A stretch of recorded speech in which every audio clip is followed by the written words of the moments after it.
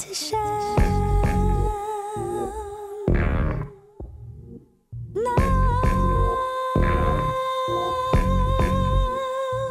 suis monté à Bordeaux pour faire mes études d'architecture, parce qu'à l'origine je suis originaire de Dax, et en 91, mon diplôme en poche, je l'ai définitivement laissé dans la poche, je ne l'ai jamais ressorti, puisque entre-temps, pendant mes études, le virus de la peinture m'est tombé dessus. Je pense que c'est lié à deux choses. La première, c'est des expositions que j'ai découvertes au CAPC de Bordeaux, au Musée d'Art Contemporain. La jeune peinture française, américaine, qu'on appelait à l'époque la figuration libre. À cette époque-là, je dessinais pas mal. J'ai un cousin qui s'appelle Dominique Duplantier, qui est assez connu dans le Pays Basque et dans les Landes. Et je dessinais beaucoup avec lui. Je me suis dit, mais en fait, ma vraie vie, c'est pas l'architecture, c'est trop de responsabilités. Il y a une part technique qui m'affole un peu trop. Et je me suis dit, hop, allez, je me lance complètement dans la peinture, dans le dessin.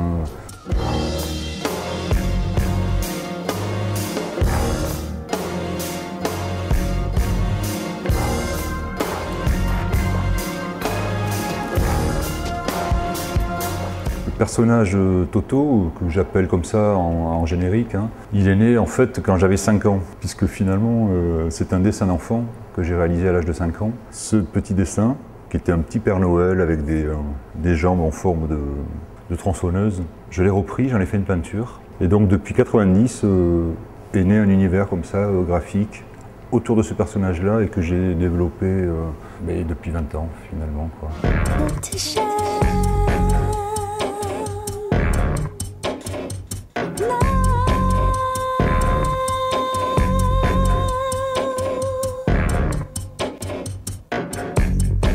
Ma peinture, ses premières influences très fortes, c'était le dessin d'enfant en fait, le dessin des vrais enfants, quoi. Il faut dire qu'à cette époque-là, j'avais déjà 3 enfants en bas âge, donc je baignais vraiment dans l'univers très enfantin. Et puis Toto a grandi. Il a ouvert les yeux sur le monde, le vrai monde des adultes. Je pense que j'ai eu une véritable prise de conscience, en fait, dans les années 95-96, parce que j'ai un frère qui est réalisateur de cinéma, et qui est parti à Sarajevo pendant le siège de la ville. Ce conflit yougoslave, plus tard, après les attentats du 11 septembre, enfin tous ces événements-là m'ont complètement orienté vers une autre voie en fait. D'où des thématiques qui sont apparues beaucoup plus sérieuses en fait finalement, quoi. Et ce qui m'intéressait, tout en utilisant ce personnage-là, c'était d'aborder des thématiques graves, tout en abordant mon travail d'une manière toujours enfantine, quoi, finalement, quoi. Et j'aime bien ce paradoxe-là. Il peut tout dire, tout faire, hein. Il n'y a pas de limite, quoi. Et c'est la raison pour laquelle, d'ailleurs, depuis 20 ans, je ne m'en lasse pas et je continue à travailler sans me répéter.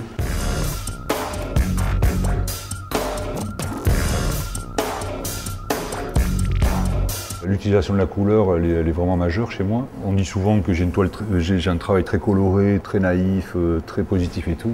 Et en fait, finalement, quand on se plonge vraiment dans mon travail, très très rarement mon personnage sourit. Hein, il est souvent un peu ahuri ou halluciné par le monde qui l'entoure, voire triste, peiné, sidéré. J'ai pas un travail naïf, quoi. Il est faussement naïf parce que comme ça, d'un premier coup d'œil, il est coloré, il est identifiable au premier coup d'œil. Et quand on plonge dedans, après, on s'aperçoit qu'il est plus torturé que ça, quoi.